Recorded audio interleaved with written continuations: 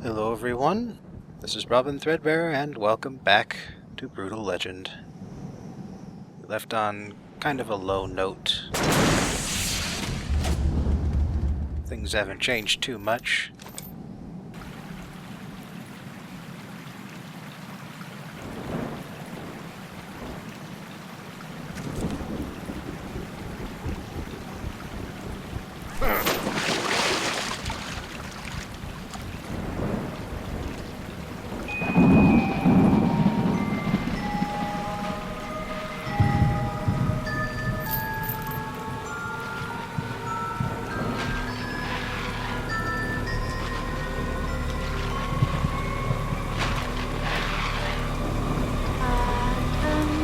Uh-oh.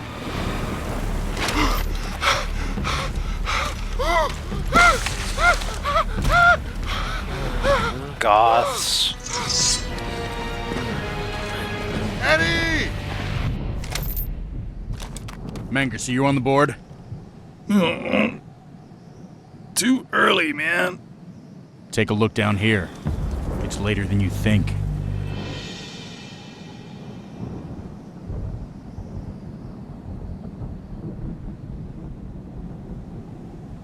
Someone moved my shoes to the ground. Want to help me get Eddie! it? Who are these guys? I don't know, but we gotta get rid of them so we can secure our fan base. Bet you wish you wore a bib. Now you got face all over your shirt. It looks like the basic units are at least as vulnerable to face melter as they ever were before. Sure are a lot of them though. Shoulder time!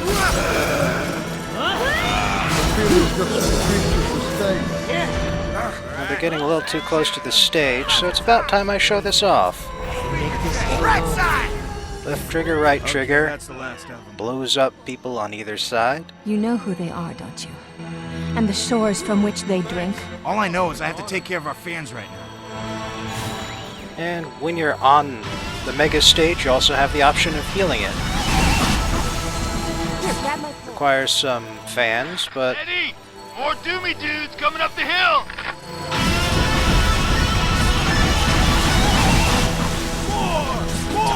That one was for the fans. alright, so what else can we get here? Still on stage level 1, so just the basic units right here. Of course, that being said, I just now got enough fans to pay for the second group. Anyway, Ready to go. that guitar's paying off. I can heal, but sometimes it hurts. This isn't just my fiance. Now that... Donner there. oh, I forget what they're called. But the woman in the wedding gown, she's a special buff unit. They're crossing the river, Eddie! Look! And in fact, these guys are really all about the special abilities. The buffs and debuffs, I mean.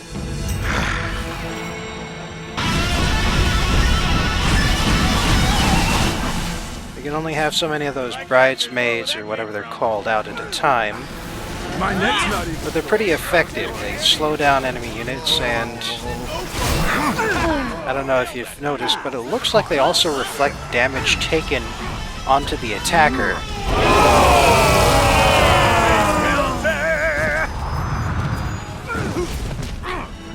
Also, this is their principal ranged unit. They only come out one at a time, but these things have an insane amount of hit points here. Where did Eddie get them? Oh, crap, there's even more of them. The light's shining. Find it. Sounds good. Looks like everyone was already here. They're coming up the hill on the riverside! Okay, I'm all rested up. Ready to go. Okay, but the river's kind of a long stretch here, and... ah, they meant down there.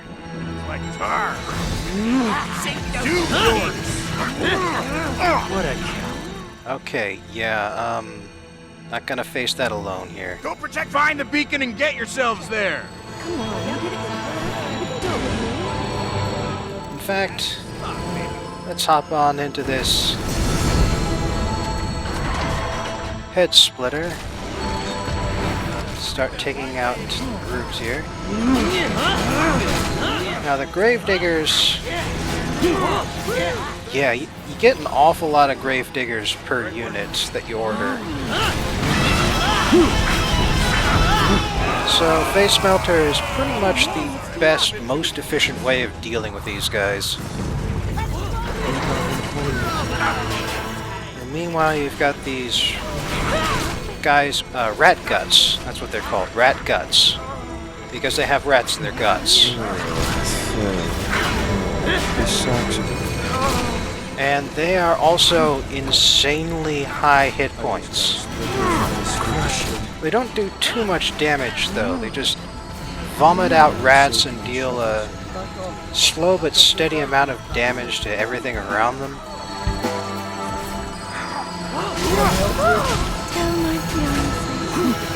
Also, these guys can live without their heads. A lot of them you can decapitate them and they keep going. They're kind of like zombies. Oh god damn it. Am I the only one here still interested in this project or whatever the hell that quote is? Ah, crap.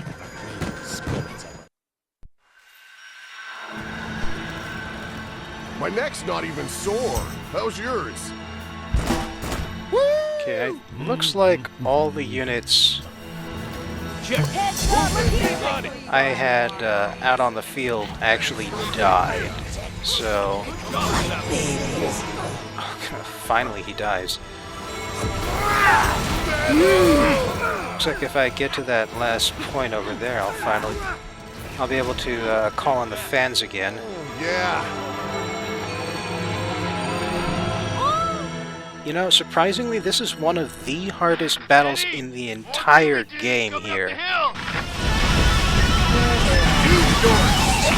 Rather than being funded by an opposing side, these enemies come in waves, and each wave gets progressively worse. Which, when you're fighting for resources, isn't how the game normally works. Get moving!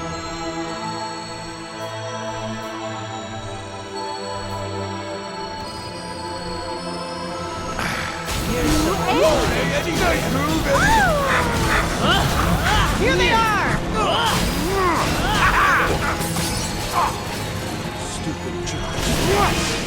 Is trying to get rid of these damn bridesmaids. Try not to kill myself with my own axe attacks.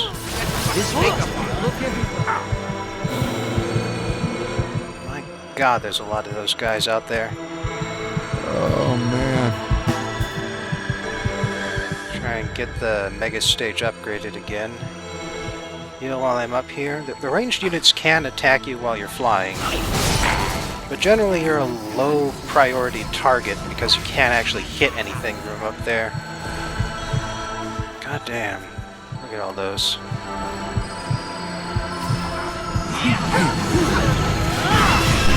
I'm trying not to rely on Face Melter constantly and always here, but against these gravediggers it's the only really good solution. Impressive, Edward. Oh god damn it, the rats got me again.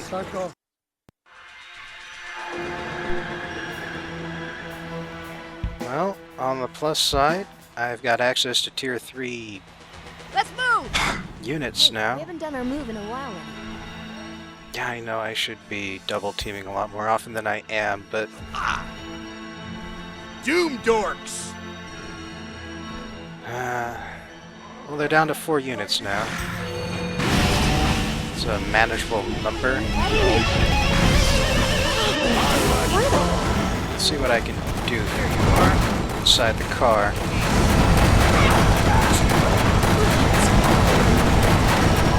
By the way, you remember when I said they had an insane number of hit points?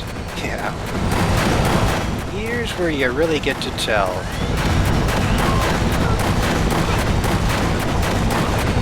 Because these rockets are not doing negligible damage here. I still need to focus on them for a few seconds each. We're moving. Eddie! More doomy dudes coming up the hill! Oh my god, look at all these assholes. Alright, let's see how much I can do with the blood.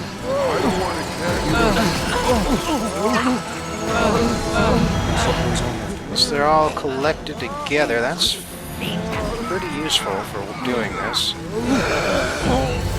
In fact, it looks like I got pretty much all the gravediggers now. That's useful.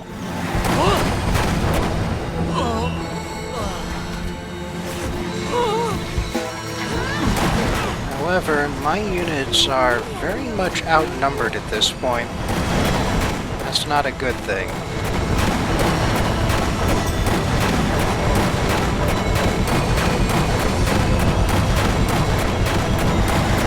Come on, you asshole, die.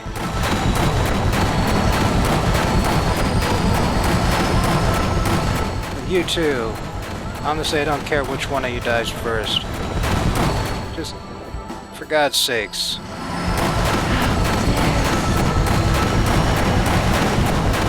I'm doing my best here, honest. At least they haven't taken out my merch booths near the stage.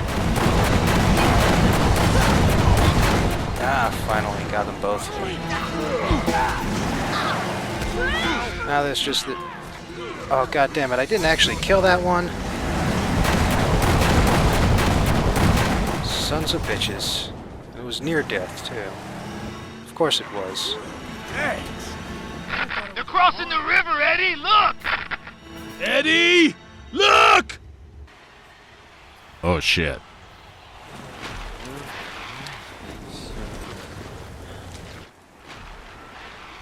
So be it. Let us not keep death waiting.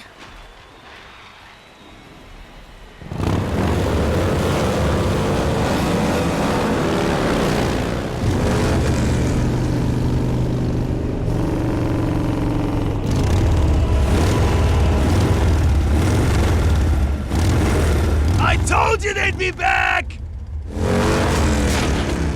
Is this the outfit that murdered the general? Right then. Burn the other guys! Man, those fire barons are fast. Please don't tell them all the bad stuff I said, okay? Come on! We can't let them fight our battle for us. By the way, the Fire Baron is also Rob Halford.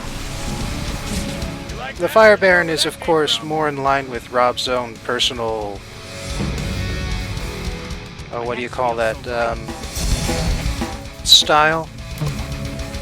I mean, he was really the guy who brought the S&M leather and spikes to metal.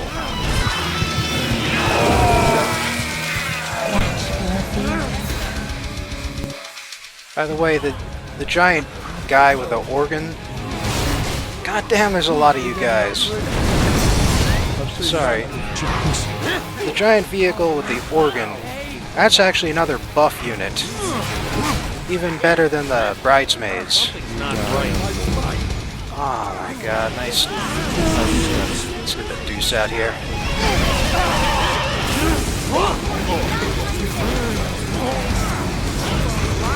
Really glad I've got this secondary attack here. Because it is really coming in handy, and now they have taken care of that. Okay. Okay, yeah, guy in an electric chair on a vehicle.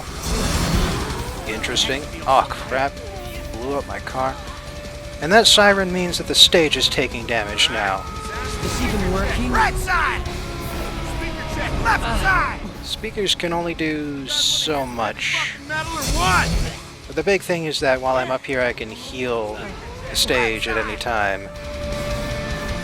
Plus you can summon units from pretty much anywhere. Shut off. Alright, let's see if we can take care of these damn vehicles. Maybe not.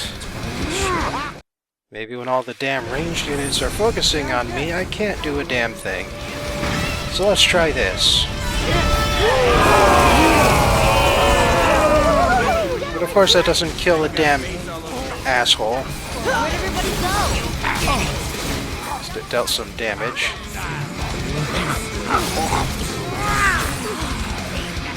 Man. Yeah, like I said, this is tough. This is one of the toughest missions in the game, because the final wave is the hardest. Usually it isn't, because of how RDSs work. Now they got a little breathing room. Let's bring the deuce back in. Make these sons of bitches pay.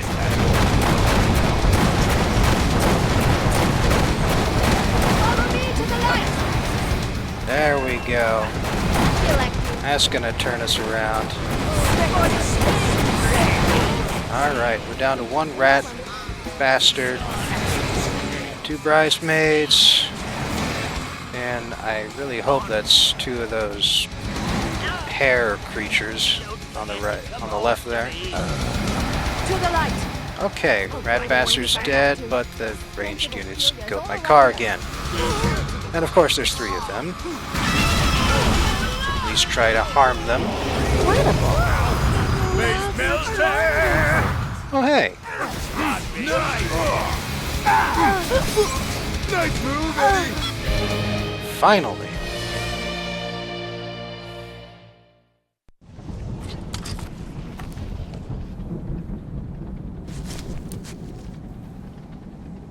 Ophelia. Now do you see what she's capable of? She has merchandise. Do you finally see? The Black Tears are the source of her power. But the Sea of Black Tears was sealed. Forever. Where have you guys been? Draviculus opened up the sea right after Linewhite bit it. We had to keep moving north just to get away from these gloomy mothers. Diviculus? Why? To set human against human. To let the uprising destroy itself. Again. It's time to get out of here. But where are we gonna run to? To the Sea of Black Tears. That's suicide. Can we come?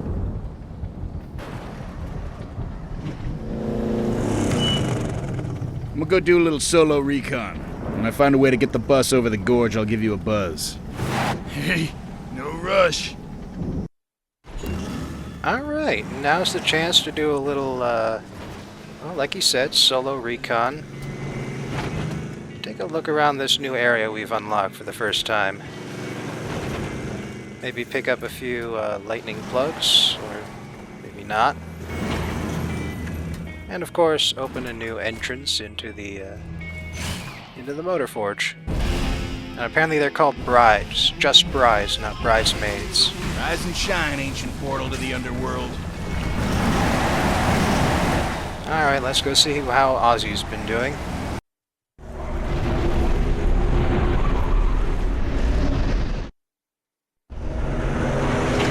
Hey, what have you been up to? Metal noise. Yes, take care of your car. Aha! The maximum protection the law will allow. Oh! That's another DLC. Sure you don't want just a little more? Who are you trying to impress?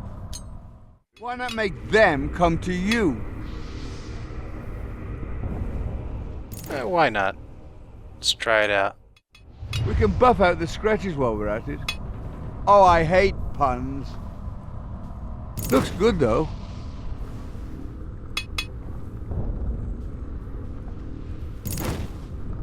Must be DLC. That's grim. Well, people will be afraid to steal it, that's for sure. The way Armageddon intended. Just a little extra something deadly. These speakers really pack a punch. You'll be the life of the party with those. Something to keep you... Now here's where things get interesting. Ah, looks like I finally ran out of money. Why don't you make someone else ride your lightning for a change? Hey, bolt throwers! Sound familiar? Okay, see you later, Guardian of Metal. Don't be a stranger. Because it's supposed to. Alright, anyway. This is obviously the ice part of this world. And something I've been meaning to bring up here is that we have now entered the second half of the game. And something you really ought to know about it is that... What the hell is that? Ah! Let me do this first here. Fancy meeting you here. Oh, can't a bloke just be alone with his thoughts from time to time? Can you think and drive at the same time? Here's what I think. Screw you!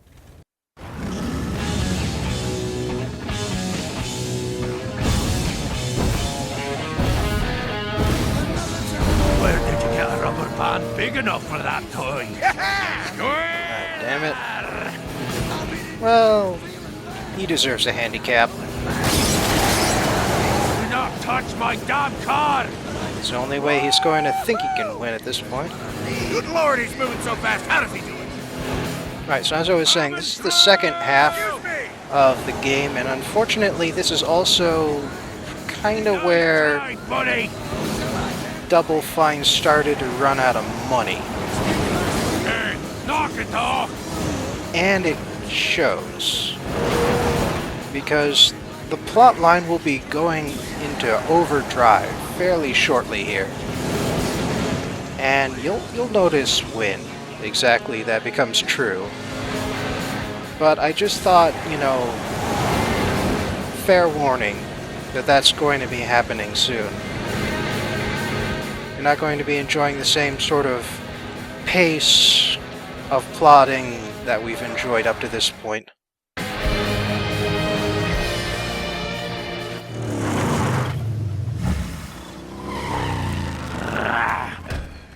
The sun got in my eyes!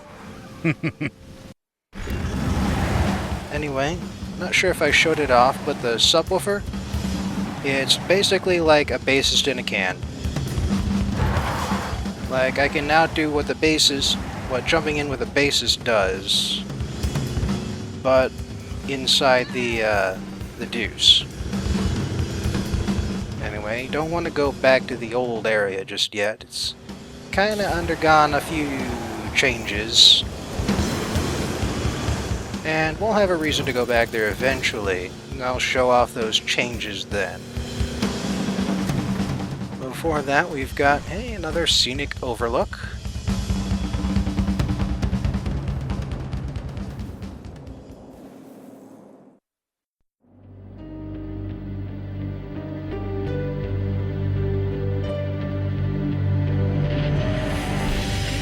Statue's kind of ruined by all that snowfall, though.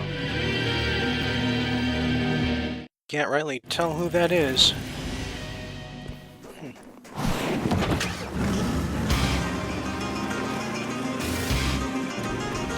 You know what?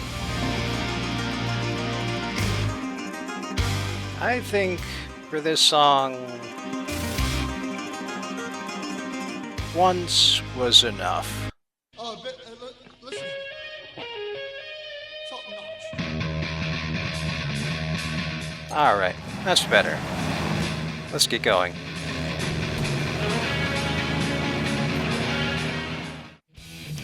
Oh, but here's something I missed on the way over. You see, next to the giant statue is this legend doohickey. But unfortunately, it's so covered in snow that no matter what I do, nothing can let me look at it. And in fact, it's going to stay that way until after the game is over. Kind of unfortunate. But hey, the maw is glowing. It's kind of fun. Anyway, gonna show off two legends here at once. Didn't want to show the Black Tears one just yet until we saw the effects it could have. After she was used to lure Ormagodon to his death, Aetulia was left to cry alone in the darkness for an eternity. She wept for so long, her tears turned into an ocean of pure sorrow, and she turned to dust.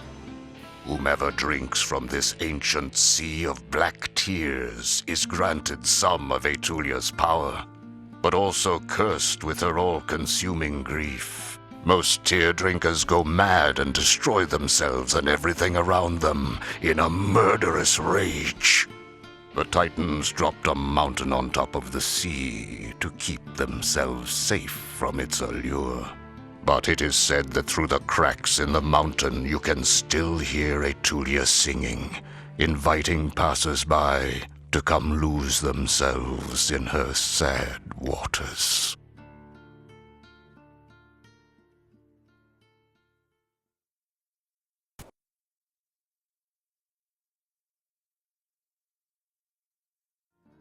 Titan civilization exploded with new art and technology. Their cities flourished with culture and echoed with the sound of pounding metal as gleaming skyscrapers were hammered out of Ormagodon's flesh and vaulted against the sky. From this collision of artistic passion, invention, and sonic overload, a new kind of music was born. It was as hard and heavy as the fire beast's metallic flesh. It had the power of his blood, the heat of his fire, the speed of his flight, and the mighty roar of his death cry.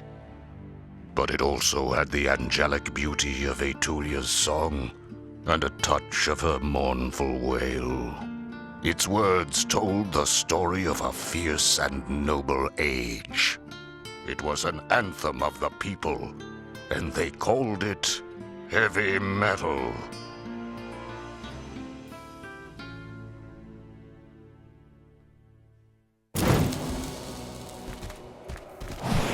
So, maybe I didn't need to hide the Black Tears legend from you guys just yet, but pretty much after this point, the legends are going to stop going into setting backstory and more into plot backstory, and at that point I am definitely going to have to be careful about which ones I show you and when. So it's not going to be connected to exploration updates like this after this point. And hey, look who it is. Oh man! You eat those wild reaper horses? How do you do it? Horse burgers? Nah, once they're dead, those rotten old reaper rides start to liquefy before they even hit the ground. No time to scoop them up into a loaf pan, let alone a patty. You barely have time to drop to your hands and knees and slurp them up before they congeal. Gross. Gotta do it fast and move on if you want to bag as many as I did. Not sure I want to. 15, if you're interested. And I didn't even use a straw. I can beat that easy. I'd get moving if I were you.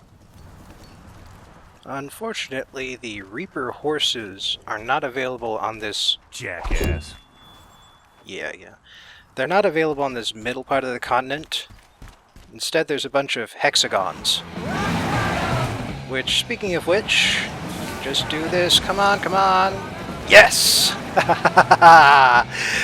Coolest thing ever. Right, so, this week on bands you probably haven't heard of unless you live in Europe, maybe. Let's take a look at a gothic metal band. Today's episode about Virgin Black is yet again brought to you by Dimebag's Brain. Gothic metal is a lot like symphonic and folk metal in that it's not a proper genre so much as a stylistic descriptor. To be gothic is very much about the style rather than the substance. It's all in the lyrics, the clothing, the stage presence. Most people who consider gothic metal think of a particular blend of symphonic and death metal, a sort of Beauty and the Beast dual vocals, but really a band from any metal genre can be gothic. Virgin Black happens to be doom metal, with just a sprinkle of death. So it's about time I describe the former as well. Doom metal takes a lot of inspiration from early Black Sabbath during the Ozzy Osbourne era. The tempo is slow and plodding, like a funeral march. The keys are minor. The subject matter is as depressing or sinister as what you'd expect from something labeled doom. Death doom is was a popular fusion genre, marked mostly by replacing the normally clean Doom vocals with death growls. Still, Virgin Black is mostly Doom, along with some symphonic elements that can add a sort of black metal atmosphere at times. The band is another Australian group. They formed in 1995, and the core members are Rowan London on vocals and keyboard, and Samantha Escarp on guitar. 11 others have been members for various lengths of time, but London and Escarp are the only two founders. After a demo and an EP, Virgin Black released their first full-length album, Somber Romantic, in 2001. You can get a good sense of their particular mix of genres off this album, so let's have a listen to Walk Without Limbs.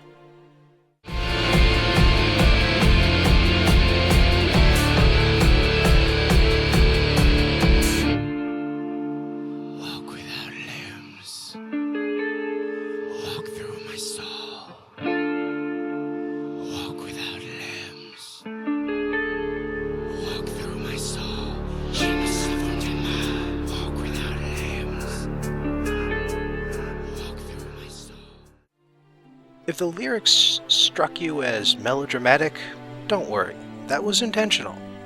A defining element of Gothic music is its melodramatic take on death, love, and spirituality. In 2003, Virgin Black put out its second album, Elegant and Dying, which is, to be honest, not very metal at all. Not that that's a bad thing, but it bears mentioning.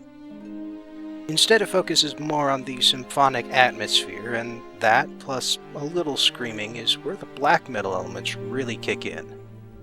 Here's a sample from Our Wings Are Burning.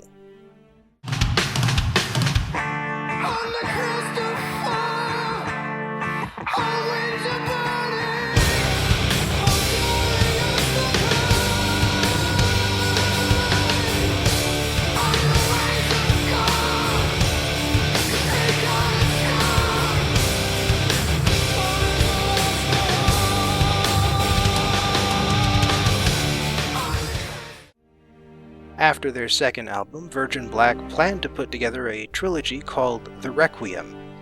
Part 1 would be called Pianissimo and consist entirely of classical music, including the use of a live orchestra. Part 2, Mezzo Forte, would be an even mix of symphonic and metal elements, and the third album, Fortissimo, would be metal through and through. Unfortunately, Rowan London's father died during the recording period, and after that the release schedule got a little mixed up. Mezzo Forte was released in 2007, and Fortissimo in 2008, but Pianissimo has yet to be released at all. The band is currently on hiatus, but they've promised that if and when they do get back to work, Pianissimo will be sure to follow. Let's finish out today with a good example of Doom, from Virgin Black's Medium album, Mezzo Forte's Domine.